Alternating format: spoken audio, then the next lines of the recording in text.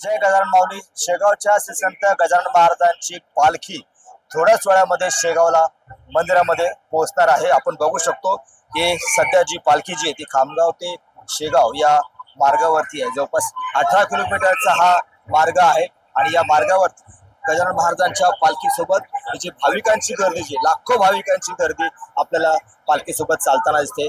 राज्याच्या कानाकोपऱ्यातून भाविक जे आहेत ते सध्या खामगाव ते शेगाव या मार्गावरती पालखीसोबत आपल्याला चालताना दिसते. तब्बल 2 महिन्यानंतर पालखी जी आहे ती आज श्री संत गजानन महाराजांच्या शेगावच्या मंदिरामध्ये विसावणार आहे.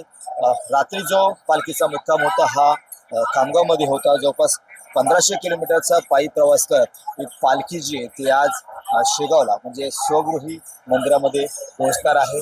मंदिरामध्ये पालखी पोहोचल्यानंतर त्या ठिकाणी पालखी सोहळा संपन्न होईल आणि त्यानंतर महाराजांची आरती झाल्याच्या नंतर पालखी ही विसावणार आहे. अतिशय भक्तिमय वातावरण जे ते सध्या आपल्याला खामगाव ते शेगाव या दरम्यान पाहायला मिळत आहे. जवळपास 1500 किलोमीटरचा पायी प्रवास केल्यानंतर आणि 2 महिन्याच्या प्रवासानंतर ही पालखी जी ती आज मंदिरामध्ये या ठिकाणी पोहोचणार आहे.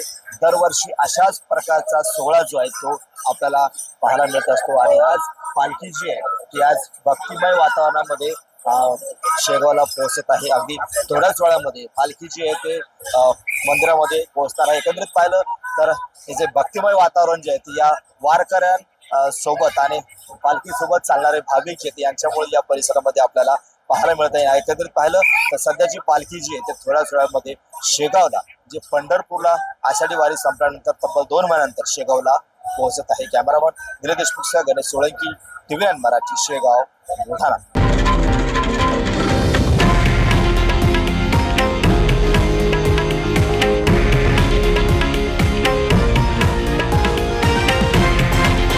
हे आहे देशातील नंबर 1 न्यूज नेटवर्क आणि आपण पाहत आहात TV9 मराठी, एकमेव.